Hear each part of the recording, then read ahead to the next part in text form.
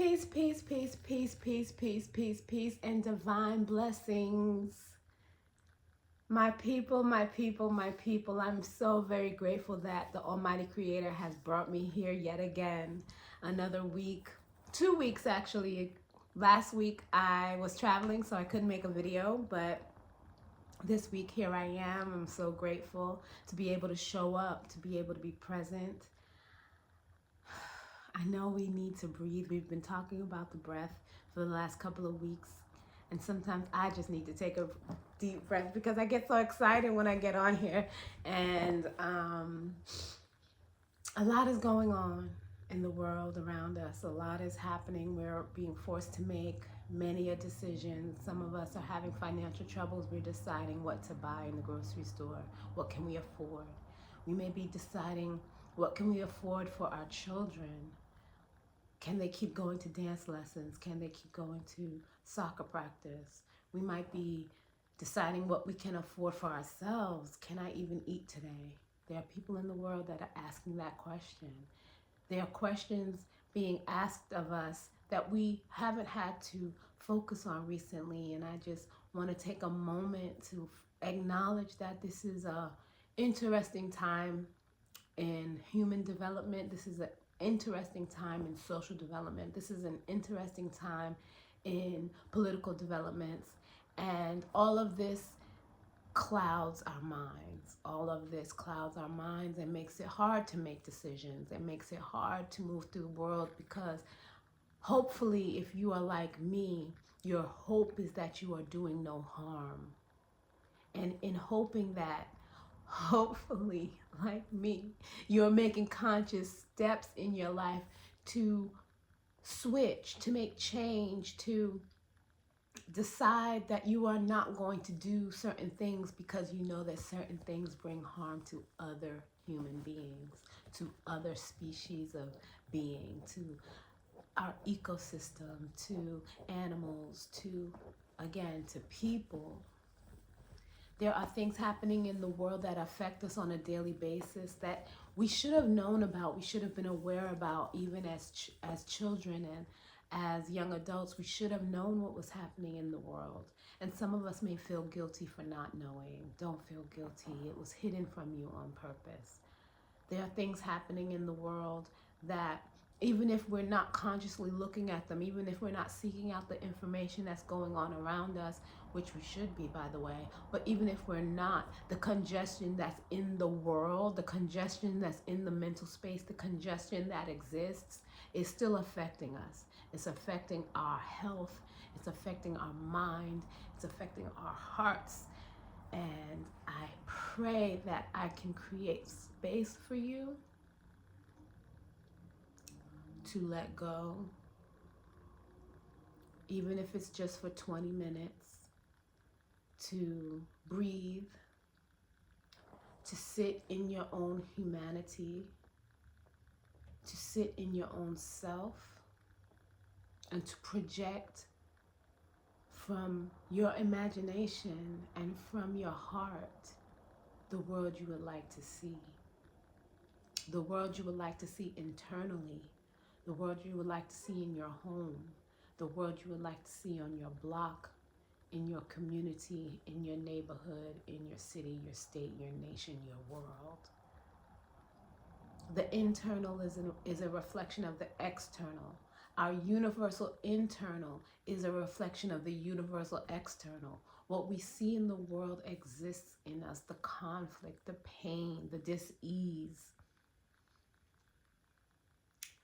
You might be a conspiracy theorist who thinks that the dis-ease is being caused from the outside world, but it's everything in existence happens because we have the free will to create it.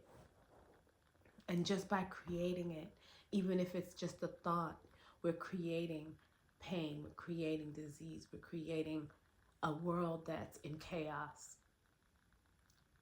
And I hope that this moment that we come together is a moment where we can create stillness, where we can create peace, where we can create freedom, where we can create harmony.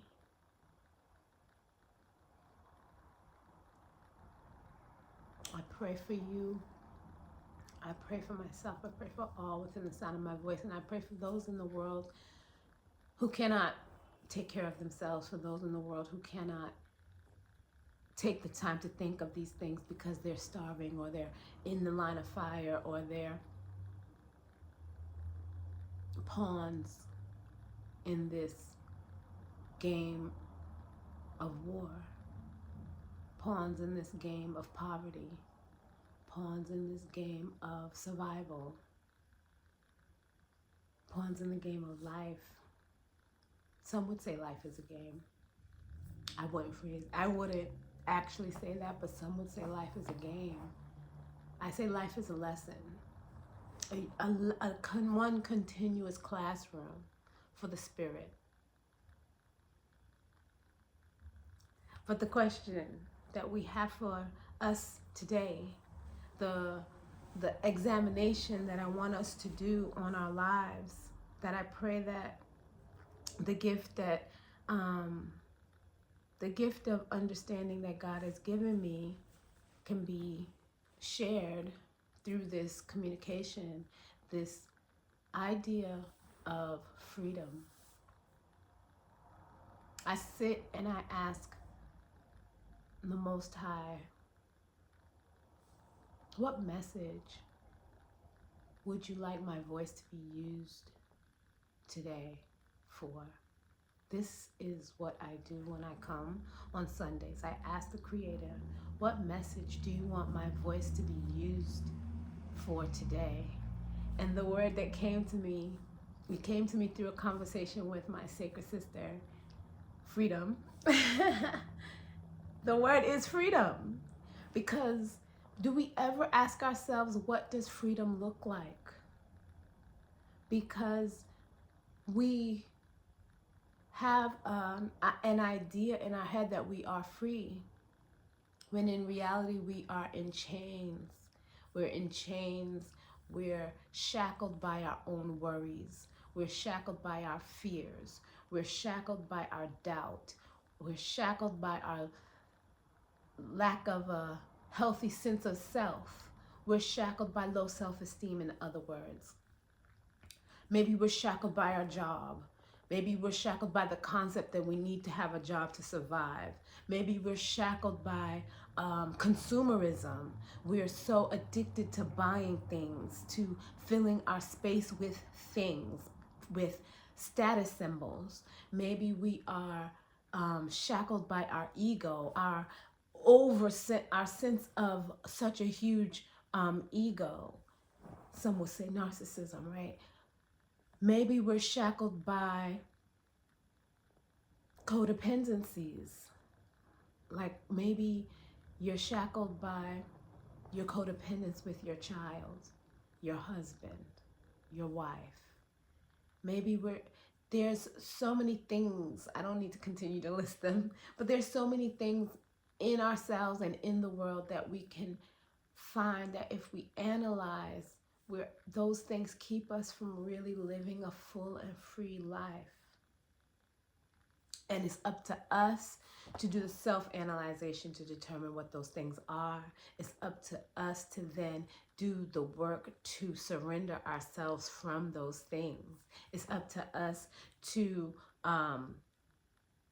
self-examine is the word. To evaluate is the word.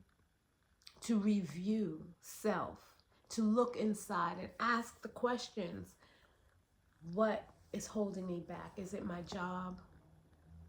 We've talked extensively about the hamster wheel that the world has taught us that we need to stay on.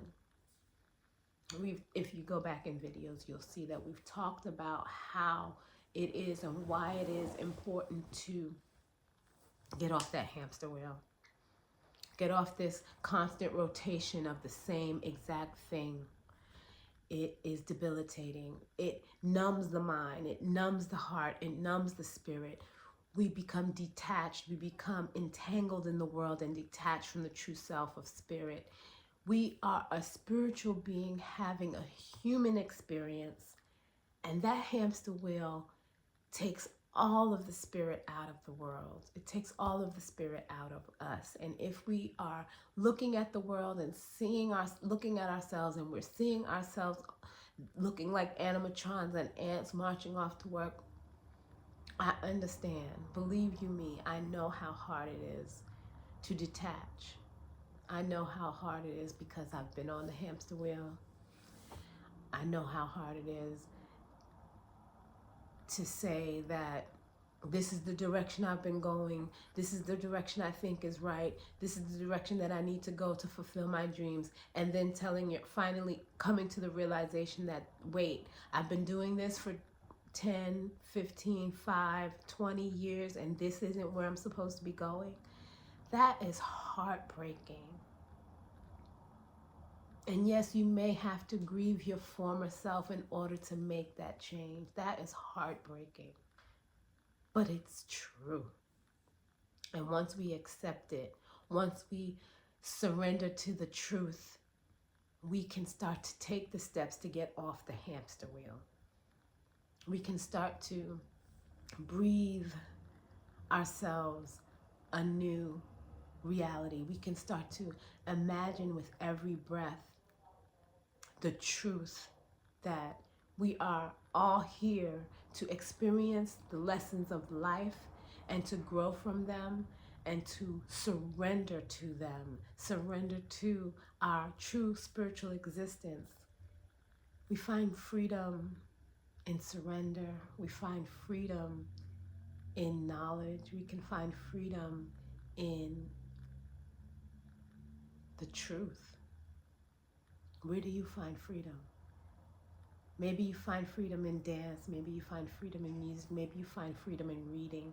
Maybe you find freedom in stillness. Maybe you find freedom in working for yourself, for your family. Where do you find freedom? Ask yourself, what does freedom really feel like? Some of us create boxes for ourselves. We say, this is how I want to live, and this is what I want to do, and this is the only way that life should be. And we talk ourselves into this box, and we stay there for so long that when someone comes and opens that box, the light shines in and we're terrified. But that light that's shining in is the path to your freedom. You put yourself in that box. At some point, whether it be your choices that your spirit, excuse me, the choices that spirit made before you even got here, whether it be the choices that other people made for you once you arrived here, whether it be the choices you made as a conscious and fully functioning human being, you made the choice to stuff yourself into a box. And now you realize the air is thin. You realize you've recycled the same oxygen. And maybe it took you a year, maybe it took you 20 years to come to this realization. Do not be afraid. When that box opens up and that light shines in and that fresh air rushes in, yes, it might be a little unsettling. Yes, it might be a little scary. Yes, it might be unfamiliar. But it feels good if you surrender to it. It feels good if you walk into the light. It feels good if you let it do its job, if you let the light do its job, if you let the air do its job to change you, to move you, to fill you, to help you to let go of the box that you stuffed yourself in. The light will help you to let go. The air will help you to let go. That fresh air, after having all that recycled same energy, same thing over and over again, that fresh air filling you up will release tension and toxins and dis-ease. that you've been carrying for so long because you stuffed yourself into that box. That hamster wheel is the box. That ideology that you had is the box. That choice to be this, whatever choice it was. Maybe the ideal person you had in your mind was this hardworking, corporate diva, 2 children and a dog, husband. Maybe that was your idea of what life should be, and that's what you've been working towards for 20 years. But guess what? Maybe that divorce is what broke you out of the box. Maybe infertility is what broke you out of the box. Maybe that disease, that unexpected health issue is what broke you out of the box. That's what broke me out of the box.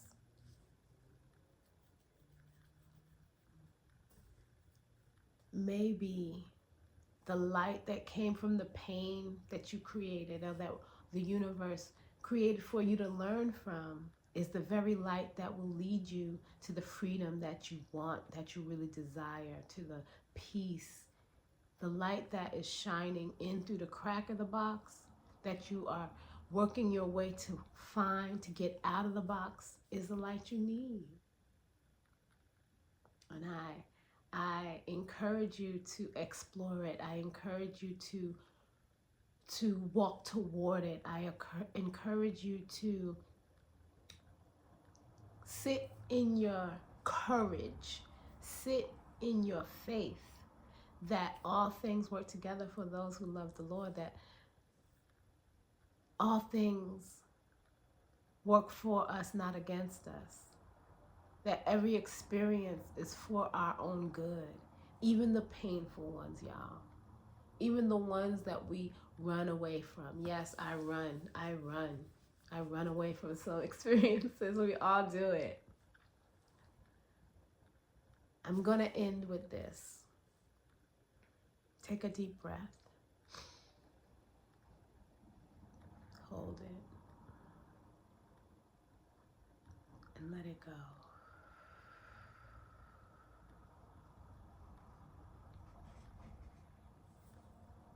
You are that breath. You are the air that fills your lungs. You're the air that's held in your lungs, but you're also the air that flows out of your lungs into the world.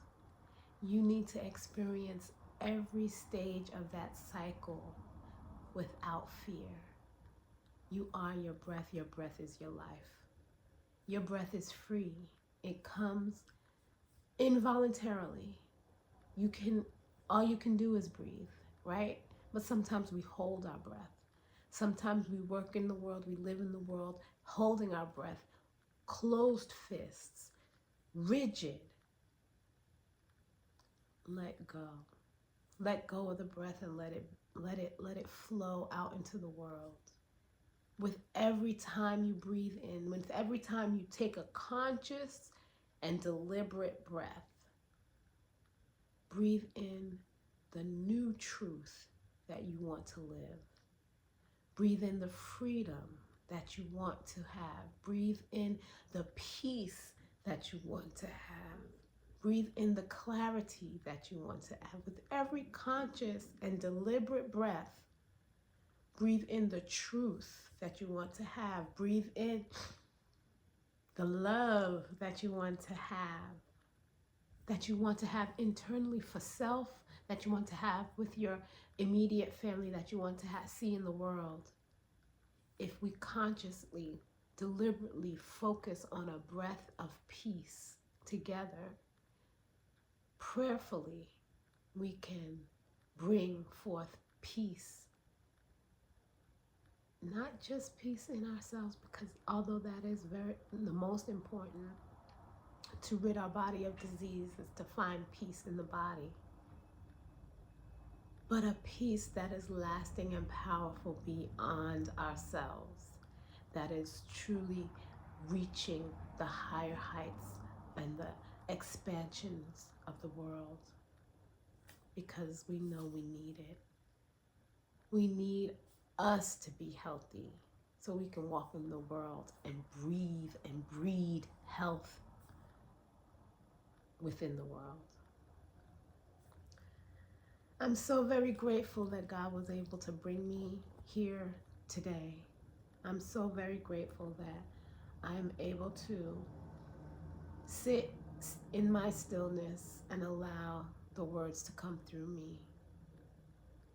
And I'm praying that you were able to receive all that you needed to receive today in this moment together, and that you will move forward, breathing, consciously, deliberately breathing your freedom into existence. I love you. I praise God for you. I pray for you.